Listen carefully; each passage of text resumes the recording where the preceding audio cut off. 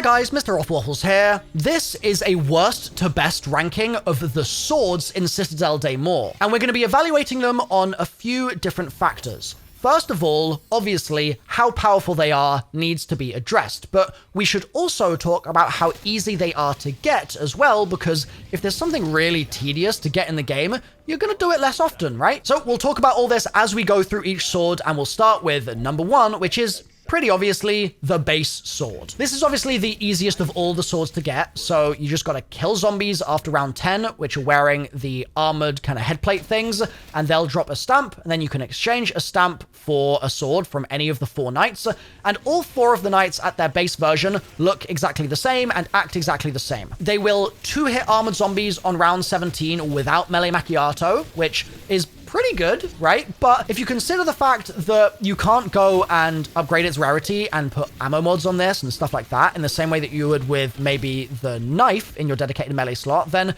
starts to feel a little bit more underwhelming, right? And sure, if you add melee macchiato, then you'll 2-hit armored zombies on round 18, and that goes up to, I believe, round 21, where you'll 2-hit regular zombies with melee macchiato. So yeah, sure, okay, you can take them down, but you might as well have been using the knife to do that, right? And if you're fighting amalgams, for instance, it's dreadful. Like, you're gonna have a terrible time. It's really just not worth doing. And so I kind of feel like this is worse, weirdly, than the knife base weapon, because that's at least more available for upgrading. And therefore, yeah, I think that the sword is only worth grabbing if you're gonna get the elemental swords in your game. Next on our list is the lightning sword, also known as Durandal, or as the stag sword. Now, just like all of the upcoming elemental swords in this list, it has 3 main kind of moves. So the first move is your regular attack, which is just a slash, which can take out a single zombie at a time. The second is a charge attack, which we'll talk about in a moment, and the third is a parry. Now, all 4 of the elemental swords need praise for the parry because it's equally good on all of them, and it is amazing. It's such a cool move, but that doesn't help us distinguish between which swords are better or worse, right? So we'll move on from that. Now, specifically with the lightning sword, when you get your charged attack, you're going to fire out a massive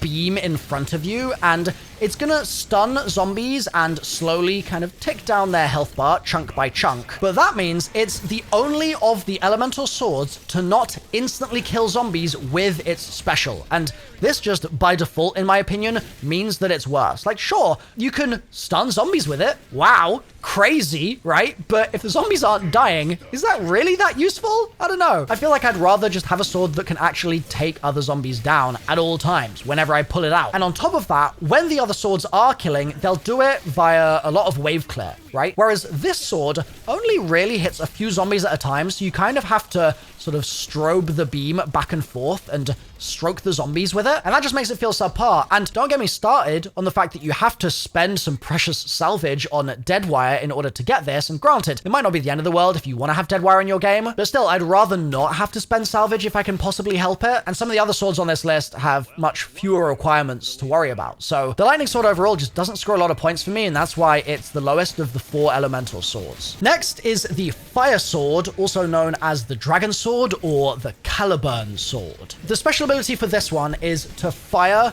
a kind of triple shot projectile out at zombies, which causes a massive explosion and fiery impact. And on early rounds, this thing feels amazing. It feels so powerful, and you just kind of have this rush that you're basically nuking the zombies in front of you every time you pull out that special. But as you go through to some of the later rounds, you will start noticing that rather than just killing all the zombies that it's hitting, it's going to start just knocking them down. And that means that in terms of actual wave clear and actual DPS, it is a little bit more limited. However, it does have an upside for DPS, which means that it's definitely better than the lightning sword, and that's that it can insta-kill the Doppelgast with a direct hit. So like, here's a clip, for example, of me trying it on round 40 plus, and yeah, you're fine. Direct hit, Doppelgast dead. So just imagine if we had one of these in Terminus to insta-kill an Amalgam or to insta-kill the Manglers in Liberty Falls. Like, that would have been lovely. So it definitely scores points there. It's also, I think, the easiest one to obtain. Like, it's very easy to get this sword. You just got to run around for, I don't know, a minute and a half. Like, very straightforward. And so I think it finds a good sort of middle ground, right? It's not the most powerful in the world, but it's also not dreadful and it's easy to acquire, so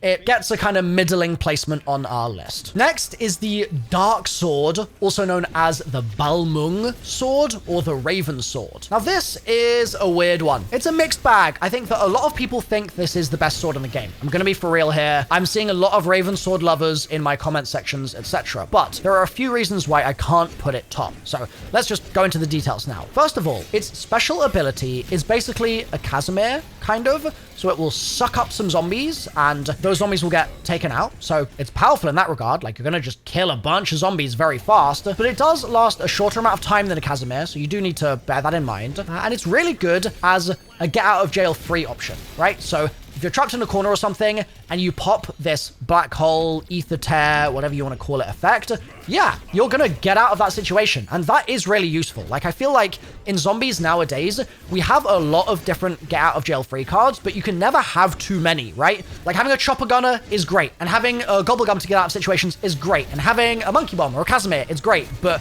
having a rechargeable sword that you have infinite ammo for, that you can just keep on getting use out of over and over again through your entire game is definitely a huge positive. And it's also really good for reviving teammates because it's going to distract zombies for a pretty long time, and that's definitely going to be enough time for you to quickly nip in and get a res. And also, if we compare this to some of the other elemental swords, its special ability does last a bit longer than some of those. So that's upside as well, even if it is shorter than an actual dedicated get out of jail free moment like a Casimir. Also, to continue singing this sword's praises, it's pretty great for clearing entire hordes should you so desire. Like, if you do want overall wave clear, it's solid, and that includes parasites as well, which are a bit of a pain to kill with some of the other swords, so that's a nice unique benefit of this particular one, which I also guess makes sense for a Raven Sword to be good at killing bugs, right? I feel like there's some sort of linking there, but there is a problem with the Raven Sword, and that's that it's a pain in the ass to get it, man. It just is. Like, sure, there's the spending points on the fast travel thing, and that's not ideal, but I can look past that, right? But it's that step before where you have to enter the codes, and granted, in my, like, full swords building guide, and in my main quest Easter egg guide and everything, I've got all the spawn locations for all the parts that you need for the code, and I've got all the codes as well, so I explain exactly how you do it, and it's all there ready to be done. It's not necessarily difficult, it's just fiddly. And I don't think you want to necessarily look up a guide every single time you build a sword, although I guess that we've done that for a long time with the staves and the bows, so maybe it's not that crazy, but it just feels like compared to the other swords, it is a lot more hassle and there's a lot more homework required, and for that reason, I just don't think I can give it the #1 spot on this list, even though its wave clear is really good. And that brings us to our surprise #1, which is the Light or Soleil or Lion Sword. And you might think I've lost my mind here, because at face value, it seems like it's one of the weakest, but it's surprisingly OP. So its special creates a field around you, which is very similar to the tier 3 chakrams in Black Ops 4 zombies, but it lasts for a lot shorter a period of time. However, this sword has a passive ability, which a lot of people don't know about, which is that when you use that special, your health and armor will instantly replenish fully, which means that you can just continuously wave clear while also boosting yourself up to full, and you don't even need plates in reserve to get all your plates back. Like, that is insane. We've talked about having gold armor in zombies and wishing we had it back from Modern Warfare Zombies for a while now. This is basically it. You just gotta pop your special and, yeah, it'll do it for you. So that's insane. It also stuns amalgams and doppelgasts when you're in that chakram kind of wind blast or whatever you want to call it. And because the passive is so good, if you pair it with the Melee Macchiato Vampiric Augment, which restores 25 HP for every melee kill that you get, it's going to make you basically invincible. And so yes, you're not going to insta-wave clear everything in your path, but you're going to survive a lot longer, and the utility for stunning elites and stuff is good, and it's also a pretty easy sword to acquire, so it gets max points on that front, and for that reason, it's #1 on my list. But if you disagree, you've got to let me know with a comment and tell me where I went wrong. Now, if you want to build these swords for yourself, on screen right now, I've got my full swords guide with in-depth explanations of everything you might need, and I've also got my main quest Easter egg guide linked, because if you build the swords, you can get the full Easter egg done pretty fast. So click through to one of those now, and I'll see you there, finishing some Easter eggs and building some wonder weapons in the very near future. Bye for now.